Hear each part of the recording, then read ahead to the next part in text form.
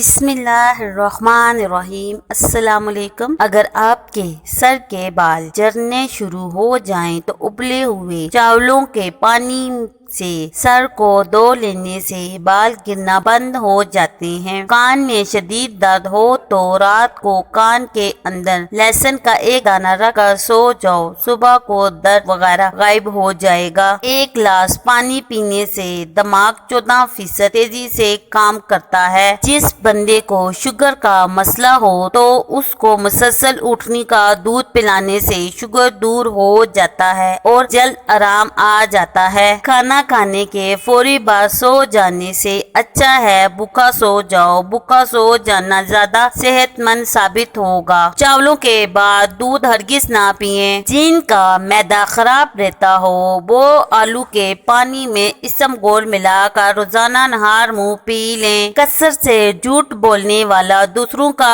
جھوٹ پکڑنے میں بہت ماہر ہوتا ہے۔ جب وضو کرنا مشکل لگے تو یہ سوچا کرو اپنے گناہوں کو دھونے جا رہا ہوں۔ اگر اپنے جسم کو ہمیشہ ٹھیک رکھنا ہے تو کبھی بھی پیٹ بھر کر کھانا نہ کھا لیں۔ بدہضمی کے مسئلے میں ابلے چاولوں کا پانی پینے سے فوراً بدہضمی کا مسئلہ ٹھیک ہو جاتا ہے۔ زخم کی سوجن کو دور کرنا ہے تو پیاز کو جلا لیں، اس میں ہلدی ملا کر زخم پر لگائیں۔ بالوں میں دودھ لگانے سے بالوں کی جڑوں کو اور سر کی جلد کو قوت اور غذائیت ملتی ہے۔ اگر بچہ بستر پر پیشاب کر دیتا ہو تو بچے کو جامن کا شربت پلایا کرو، بچہ بستر پر پیشاب کرنا چھوڑ دے گا۔ اگر آپ کے ہاتھوں کی جلد سیاہ پڑ جائے تو سونے سے پہلے لیمبو کا رس لگا لیں۔ میٹھی چیزیں خوبصورتی کے لیے اچھی اور صحت کے لیے زہر ہے۔ شک کو